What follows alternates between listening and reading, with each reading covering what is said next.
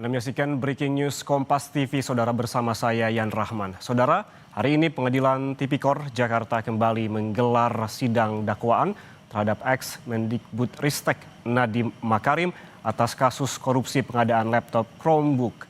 Korupsi ini perkirakan merugikan negara hingga 2,1 triliun rupiah. Sidang sebelumnya sempat ditunda, Saudara, karena Nadiem belum bisa hadir karena sakit dan butuh waktu pemulihan pasca operasi wasir di Rumah Sakit Abdi Waluyo, Jakarta. Sidang ex-Mendikbudristek Nadiem Makarim menurut rencana akan digelar di Pengadilan Tipikor Jakarta Pusat pada hari ini pukul 10 pagi. Pada sidang sebelumnya, Saudara, majelis hakim sepakat jika Nadiem kembali absen karena kondisi kesehatan yang belum pulih. Hakim meminta jaksa menghadirkan dokter dari Rumah Sakit Abdi Waluyo, Jakarta, tempat Nadiem Makarim menjalani pengobatan.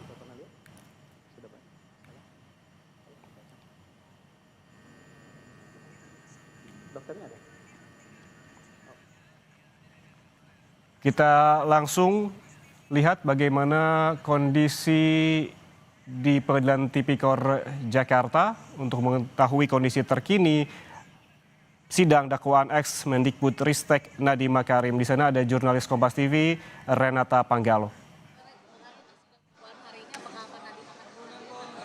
Ya, terima kasih kawan-kawan sekalian. Insya Allah hari ini Pak Nadiem sudah hadir di persidangan ini. Beliau sudah sampai di sini saat ini di tahanan. Karena walaupun beliau masih dalam perawatan, beliau ingin sekali persidangan ini cepat selesai. Ya, karena itu pada hari ini juga setelah nanti dakwaan, kami akan membacakan eksepsi. Jadi langsung nanti setelah dakwaan, eksepsi akan kita sampaikan. Supaya proses persidangan ini lebih percepat. Dan publik akan bisa menilai bahwa benar Pak Nadiem bukanlah koruptor. Kita akan buktikan di persidangan ini. Tapi untuk hadir saat ini, Pak Nadiem sendiri dalam kondisi fit atau ada kemungkinan nanti akan menghambatkah dalam persidangan atau sudah? Kita doakan semoga beliau menjalani dengan fit ya. Tadi berangkat, sudah diperiksa lagi, kondisinya fit, insya Allah. Dan semoga dalam persidangan nggak ada hal-hal yang tidak kita inginkan. Karena beliau sangat ingin persidangan ini cepat selesai. Hari ini kan cukup banyak yang hadirnya untuk mendukung Pak Nadiem. Bahkan ada nama-nama ternama gitu kayak Mas Nisa, terus Asmana. Dukungan mereka ini dalam bentuk apa maksudnya? Ya, alhamdulillah kami sangat mengapresiasi atas kehadiran beberapa tokoh-tokoh bangsa yang hadir hari ini di persidangan. Ini merupakan support moral yang besar buat Mas Nadiem, karena memang mereka bisa melihat secara jernih bahwa Nadiem tidak sama sekali mempunyai niat jahat untuk melakukan korupsi. Betul-betul semua yang dilakukan Nadiem itu adalah sebuah bentuk pengabdian kepada bangsa dan negara. Dia mengorbankan banyak hal, dia meninggalkan banyak hal, bisnisnya ditinggalkan, semua ditinggalkan untuk mengabdi ke bangsa ini. Karena ibunya pernah berkata kepada dia bahwa Nadiem, kamu boleh sukses, tapi kamu nggak bisa bangga karena kamu belum pernah mengabdi kepada negara ini. Sehingga ketika ada kesempatan menjadi menteri, betul-betul itu suatu kesempatan emas buat dia untuk melakukan pengabdian kepada negara ini. Nah, harapan kita ke depannya nanti ada anak-anak bangsa kita, anak-anak muda yang lulusan luar negeri yang memang betul-betul ingin mengabdi kepada bangsa dan negara ini bisa kita terima dengan baik dan betul-betul pikiran, tenaganya bisa digunakan di bangsa ini dan jangan dikriminalisasi.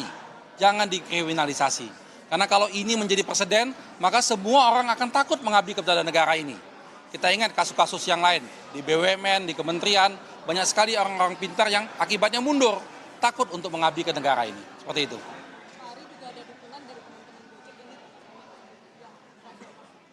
Oh iya, saya juga surprise nih. Jadi saya datang, saya lihat di depan banyak juga dukungan. Ya alhamdulillah. Memang harus diakui munculnya Gojek artinya mengangkat citra kawan-kawan Gojek itu lebih terorganisir dengan baik, penghasilannya lebih meningkat, itu pada zaman Nadiem. Itu harus diakuin itu. Nadiem punya peran serta untuk itu. Nah, sebetulnya ide-ide cerdasnya ini bisa digunakan untuk kepentingan bangsa ini. Tapi ya kita tidak tahu kenapa kok justru dia malah dikriminalisasi. Oke? Oke, terima kasih. Terima kasih.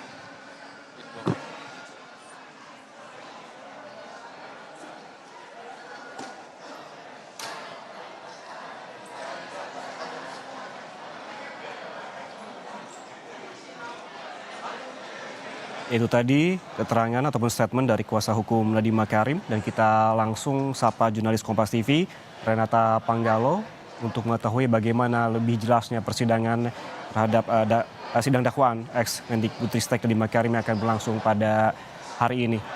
Renata, tadi kuasa hukum Nadiem telah memberikan statement apa saja yang bisa di-highlight. Karena kita ketahui bahwa 2 kali Nadiem ini tidak hadir karena alasan sakit. Dan hari ini bagaimana? Tadi sempat disebutkan bahwa dapat dipastikan Nadiem hadir pada persidangan kali ini.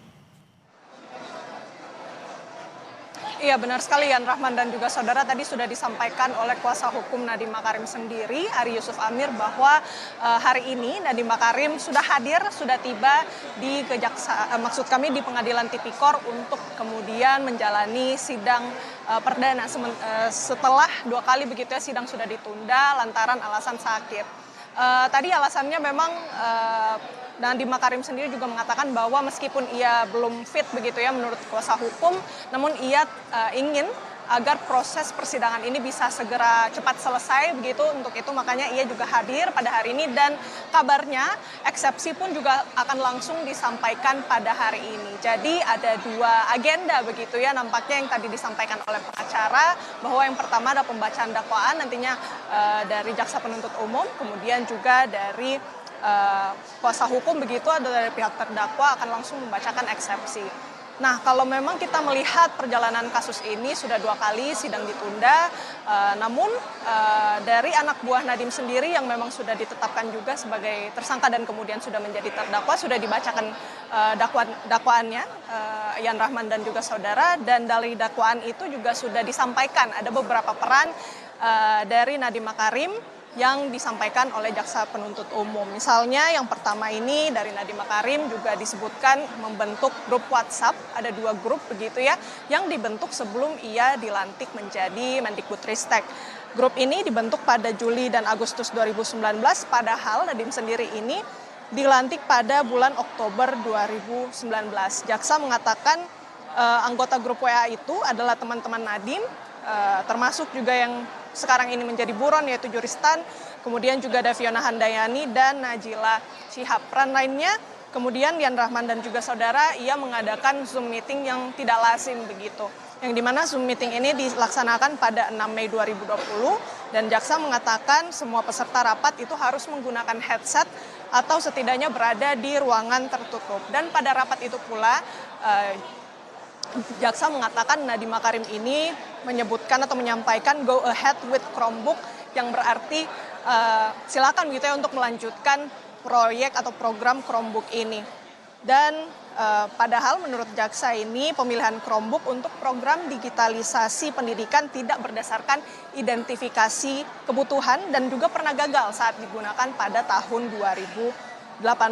Kemudian juga disebutkan oleh jaksa dalam dakwaan anak buah Nadiem begitu, bahwa Nadiem Makarim mencopot 2 anak buah yang beda pendapat soal pengadaan laptop Chromebook, yaitu pejabat eselon 2 di Kementerian Kemendikbudristek. Kemudian yang terakhir dalam dakwaan yang sudah pernah disampaikan oleh jaksa, Nadiem ini disebutkan sudah menerima 809 miliar rupiah. Tentunya ini kita masih harus pastikan dulu, dan kita lihat nantinya apakah memang dakwaan yang disebutkan pada saat sidang untuk pembacaan dakwaan untuk anak buah dari Nadiem Makarim ini akan sama begitu atau senada dengan dakwaan yang akan dibacakan oleh jaksa untuk terdakwa Nadiem Makarim pada hari ini. Yan Rahman. Renata, tadi Ari Yusuf Amir, kuasa hukum Nadiem, sempat memberikan statement bahwa berterima kasih terhadap beberapa tokoh yang hadir dalam persidangan hari ini. Berdasarkan dari keterangan kuasa hukum Nadiem ini, sebetulnya siapa saja tokoh yang hadir dalam sidang hari ini? Siapa yang sudah datang dan siapa ya kira-kira yang akan datang? Iya, Yan Rahman, kalau yang kami perhatikan memang sejak pagi kami pantau ada beberapa tokoh yang datang, ini khususnya dari sektor kesenian begitu ya, atau industri kreatif. Misalnya ada Mira Lesmana, kemudian ada Riri Risa, kemudian ada Yayang Esnur. Beberapa tokoh ini saya pantau sudah datang sejak pagi begitu ya, dan juga bertemu dengan istri Nadiem Makarim yaitu Franka Makarim, yang juga berinteraksi dan sepertinya memberikan dukungan begitu ya, memberikan moral support untuk keluarga. Namun kami masih ingin menggali lagi mengenai siapa-siapa saja lagi tokoh yang akan datang, tapi dari pantauan kami hingga saat ini ada 3 tokoh tersebut dan juga di luar Yan Rahman dan juga saudara ada beberapa driver atau pengemudi ojek online, dalam hal ini adalah Gojek, yang nampaknya juga memberikan support begitu ya kepada Nadiem Makarim yang akan menjalani sidang dakwaan pada hari ini. Yan Rahman. Renata, tadi juga disebutkan dengan yakinnya oleh kuasa hukum Nadiem bahwa ia merasa kliennya itu dikriminalisasi. Poin-poin penting apa saja yang membuat kuasa hukum dan Nadiem sendiri yakin terhadap hal ini terkait dengan diksi dikriminalisasi? Iya, nampaknya memang tadi Yan Rahman sudah disampaikan oleh pengacara Nadiem Makarim bahwa kliennya ini dikriminalisasi, dianggap nantinya anak bangsa yang berprestasi, yang sudah berkontribusi pada negara. Misalnya salah satu contohnya adalah saat mendirikan Gojek begitu, yang mana sudah memberikan manfaat kepada warga-warga warga negara Indonesia begitu yang pada akhirnya beralih profesi begitu menjadi mitra Gojek, sehingga ia juga merasa takut begitu pada nantinya apabila ini terus berlangsung gitu, ini akan menjadi presiden buruk bagi penegakan hukum Indonesia. Orang-orang yang punya potensi ditakutkan tidak memiliki kesempatan begitu ya untuk mengabdi lebih, seperti apa yang disebutkan oleh pengacara bahwa Nadiem Makarim ini diklaim memang berprestasi atau memberikan impact begitu ya, berdampak khususnya pada ekonomi begitu ya, karena sudah mendirikan Gojek sendiri. Yan Rahman. Baik, terima kasih jurnalis Kompas TV Renata Panggalo atas informasi lengkapnya dari Pengadilan Tipikor Jakarta. Selamat bertugas kembali.